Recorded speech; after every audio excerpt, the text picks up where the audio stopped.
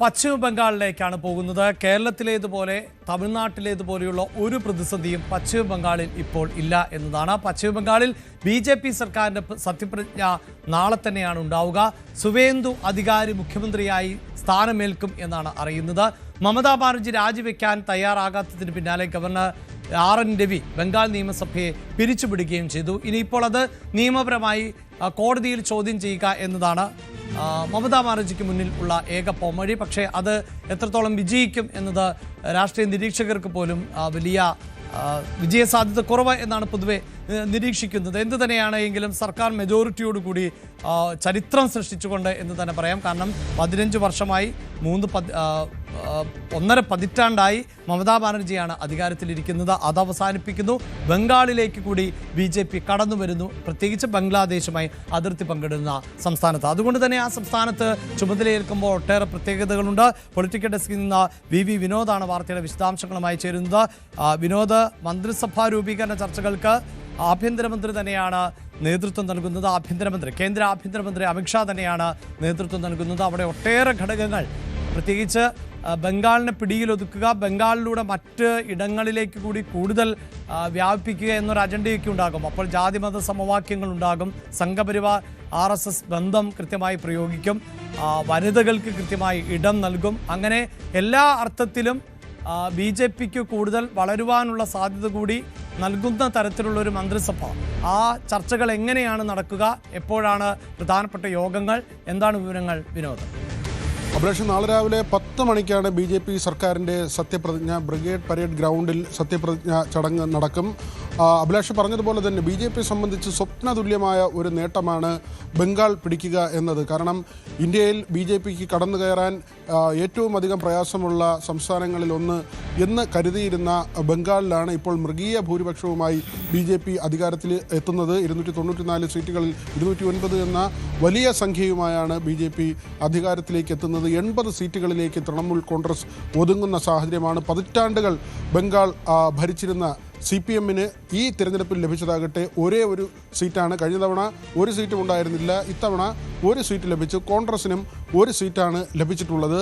സുവേന്ദു അധികാരി തന്നെ മുഖ്യമന്ത്രി സ്ഥാനത്തേക്ക് വരും എന്നാണ് കരുതുന്നത്. ഇന്ന് പാർലമെൻ്ററി പാർട്ടി യോഗം ചേരുന്നുണ്ട്. അതിനുശേഷമായിരിക്കും മുഖ്യമന്ത്രിയെ തിരഞ്ഞെടുക്കുക. ഒറ്റ പേരിലേക്ക് തന്നെ വരാനുള്ള സാധ്യതയാണ്. മറ്റ് പേരുകളൊന്നും ഇതുവരെ ഉയർന്നു വന്നിട്ടില്ല. അമിത്ഷാ ഇപ്പോൾ പശ്ചിമ ബംഗാളിൽ തുടരുകയാണ്. പാർലമെൻ്ററി പാർട്ടി യോഗത്തിൽ അദ്ദേഹം നേതൃത്വം വഹിക്കും. അദ്ദേഹത്തിൻ്റെ സാന്നിധ്യത്തിലായിരിക്കും ഈ യോഗം ചേരുന്നത്. നാളെ പ്രധാനമന്ത്രിയും BJP ദേശീയ അധ്യക്ഷനടക്കമുള്ളവർ പശ്ചിമ ബംഗാളിലേക്ക് വരുന്നുണ്ട് സത്യപ്രതിജ്ഞാ ചടങ്ങിൻ്റെ ഭാഗമാകുന്നതിന് വേണ്ടി. ചില മന്ത്രിസ്ഥാനത്തേക്കുള്ള ചില പേരുകൾ കൂടി ഇപ്പോൾ ഉയർന്നു വരുന്നുണ്ട്. RG കർ ആശുപത്രിയിൽ കൊല്ലപ്പെട്ട ഡോക്ടറുടെ മാതാവ് രത്ന ദേബ്നാഥ് ഒരുപക്ഷെ മന്ത്രിയാകുമെന്ന സൂചനകൾ വരുന്നു. ഭാരത് സേവാശ്രമ സംഘത്തിൽ നിന്ന് രാഷ്ട്രീയത്തിലേക്ക് എത്തിയ ഉത്പൽ മഹാരാജ്, ഇദ്ദേഹവും ഒരുപക്ഷെ മന്ത്രിസഭയിൽ ഉണ്ടാകുമെന്ന വിവരമാണ് നമുക്ക് പശ്ചിമബംഗാളിൽ നിന്ന് ലഭിക്കുന്നത്. ദിലീപ് ഘോഷ്, അഗ്നിമിത്ര പോൾ എന്നിവർക്ക് പ്രധാന വകുപ്പുകൾ നൽകും. അതോടൊപ്പം തന്നെ നിസിത് പ്രമാണിക്, അർജുൻ സിംഗ്, രൂപ ഗാംഗുലി തുടങ്ങിയ മുതിർന്ന നേതാക്കളും മന്ത്രിസഭയിൽ ഉണ്ടാകും എന്ന വിവരങ്ങൾ തന്നെയാണ് ഇപ്പോൾ പുറത്തു വരുന്നത്. അതായത് കാര്യമായ എതിർപ്പുകളില്ലാതെ ഇവിടെ ഏറ്റവും പ്രധാനപ്പെട്ട കാര്യം, മമതാ ബാനർജി രാജിവെക്കാൻ സന്നദ്ധയായിരുന്നില്ല. അവർ പറഞ്ഞത് അട്ടിമറിയിലൂടെയാണ് BJP അധികാരത്തിലേക്ക് എത്തിയത്. അതുകൊണ്ട് തന്നെ ധാർമ്മികമായ പിന്തുണ തനിക്കാണ് ലഭിച്ചത്. താൻ രാജിവെക്കേണ്ട കാര്യമില്ല, മുഖ്യമന്ത്രി സ്ഥാനം തനിക്ക് ജനങ്ങൾ തന്നു എന്ന ഒരു അവകാശവാദമാണ്. അത് തീർത്തും ബാലിശമായ ഒരു അവകാശവാദമാണ്. തിരഞ്ഞെടുപ്പ് കഴിഞ്ഞു, ജനവിധി വന്ന ശേഷവും മമതാ ബാനർജി അങ്ങനെ ഒരു അവകാശവാദം ഉന്നയിച്ചു. പക്ഷേ കഴിഞ്ഞ ദിവസം ബംഗാൾ ഗവർണർ നിയമസഭ പിരിച്ചുവിട്ടു. പുതിയ സർക്കാർ രൂപീകരിക്കുന്നതിന് കളമൊരുക്കിയിട്ടുണ്ട്.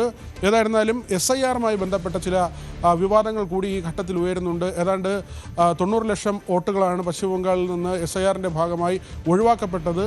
എന്നാൽ പല മണ്ഡലങ്ങളിലും SIR വഴി ഒഴിവാക്കപ്പെട്ടതിനേക്കാൾ താഴ്ന്ന ഭൂരിപക്ഷത്തിലാണ് BJP അംഗങ്ങൾ വിജയിച്ചു വന്നത്. അതുകൊണ്ട് തന്നെ ഇതൊരു അട്ടിമറിയിലൂടെ നേടിയ വിജയമാണ്, വളഞ്ഞ വഴിയിലൂടെ നേടിയ വിജയമാണെന്ന ആരോപണം തൃണമൂൽ കോൺഗ്രസ് മാത്രമല്ല ഉന്നയിക്കുന്നത്. അവിടെയാണ് ഏറ്റവും പ്രധാനപ്പെട്ട ഒരു ശ്രദ്ധേയമായ കാര്യം വരുന്നത്. മമതാ ബാനർജിയെ പിന്തുണച്ചുകൊണ്ട് രാഹുൽ ഗാന്ധിയും അഖിലേഷ് യാദവും ഉൾപ്പെടെയുള്ളവർ രംഗത്ത് വരുന്നു എന്നതുകൂടി ഈ സാഹചര്യത്തിൽ നമ്മൾ കാണേണ്ടതാണ്, എടുത്തു പറയേണ്ടതാണ്. മാത്രമല്ല, രാഹുൽ ഗാന്ധിയുടെ വാക്കുകൾ ഇപ്പോൾ പശ്ചിമ ബംഗാളിൽ നടന്നത് താമസിയാതെ മറ്റ് സംസ്ഥാനങ്ങളിലും നടക്കും. ഇങ്ങനെ ഈ കുത്സിത മാർഗത്തിലൂടെ BJP അധികാരം പിടിക്കുന്നു എന്ന ആരോപണം മറ്റ് പാർട്ടിയുടെ നേതാക്കൾ ഉന്നയിക്കുന്നു എന്നതുകൂടി ഈ ഘട്ടത്തിൽ ശ്രദ്ധേയമായ ഒരു കാര്യമാണ്. അഭിലാഷ്. യെസ്, സൂചിപ്പിക്കുന്ന പോലെ തന്നെ പശ്ചിമ ബംഗാൾ ഏറ്റവും നിർണായകമായിരുന്ന ഒരു സംസ്ഥാനമാണ്. BJPക്ക് കടന്നു കയറാൻ പറ്റാത്ത ഒരിടം എന്ന് പൊതുവെ വിശേഷിപ്പിക്കപ്പെട്ടിരുന്ന അല്ലെങ്കിൽ പ്രതീക്ഷിച്ചിരുന്ന, കാരണം പതിറ്റാണ്ടുകളോളം അവിടെ CPIഎമ്മിൻ്റെ ഭരണമായിരുന്നു. ഏതാണ്ട് 35 വർഷക്കാലം എതിരാളികളില്ലാതെ ആയിരുന്നു CPIഎം മുന്നോട്ട് പോയത് എങ്കിൽ അതിനുശേഷം പിന്നീട് മമതാ ബാനർജിയുടെ ഒരു പടയോട്ടം ആണ് നമ്മൾ പശ്ചിമ ബംഗാളിൽ കണ്ടത്. അതുകൊണ്ട് തന്നെ ഇത്തരം പ്രദേശങ്ങളിലേക്ക് കടന്നു കയറുക എന്നത് BJPക്ക് അത്ര എളുപ്പമായിരുന്നില്ല. അവിടെയാണ് BJP ഇതാ ഭരണം നേടുന്നു, അതും വലിയ ഭൂരിപക്ഷത്തോടു കൂടി എന്നതാണ്. മമതാ ബാനർജി അതിശക്തമായ എതിർപ്പുകളും വിയോജിപ്പുകളുമായി ഇപ്പോഴും രംഗത്തുണ്ട്.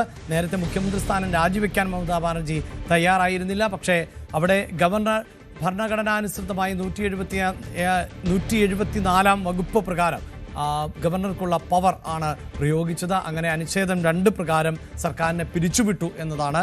അതിനുശേഷം ഇനി ഇതാ പുതിയ സർക്കാർ ചുമതലയേൽക്കുമ്പോൾ ഒട്ടേറെ പ്രത്യേകതകൾ ഉണ്ട് ബംഗാളിന്. അവിടെ ബംഗ്ലാദേശുമായി അതിർത്തി പങ്കിടുന്ന സംസ്ഥാനമാണ്. നമുക്കറിയാം, കേരളത്തിൽ പോലും ഈ ബംഗ്ലാദേശികൾ ആയിട്ടുള്ള ആളുകൾ ബംഗാളികൾ എന്ന വ്യാജേന ജോലിക്ക് വരികയും അങ്ങനെ നമ്മുടെ പോലീസ് സംവിധാനങ്ങളടക്കം അവരെയൊക്കെ പിടികൂടുകയും ചെയ്തിട്ടുണ്ട് എന്നതാണ്. ഒരു പക്ഷേ ഇനി വരും സർക്കാരിൻ്റെ കാലഘട്ടത്തിൽ അങ്ങനെ ഒരു ശുദ്ധീകരണം ബംഗാളിൽ നടന്നേക്കാം. നിരവധിയായ ബംഗ്ലാദേശികൾ ഇപ്പോൾ ബംഗാളിലുണ്ട് എന്നാണ്. SIRൽ തന്നെ പേര് വെട്ടിമാറ്റപ്പെട്ട 1 കോടിയോളം ആളുകൾ ഉണ്ട് എന്നതാണ്. അതുകൊണ്ട് തന്നെയാണ് ഈ സംഘപരിവാർ അതോടൊപ്പം തന്നെ RSS താല്പര്യങ്ങൾ കൂടിയൊക്കെ പരിഗണിച്ചുകൊണ്ട് അവർക്ക് കൂടി തൃപ്തരായിട്ടുള്ളവരെ ഉൾപ്പെടുത്തിക്കൊണ്ടുള്ള ഒരു മന്ത്രിസഭയാണ് പശ്ചിമ ബംഗാളിൽ രൂപം കൊള്ളാൻ പോകുന്നത്.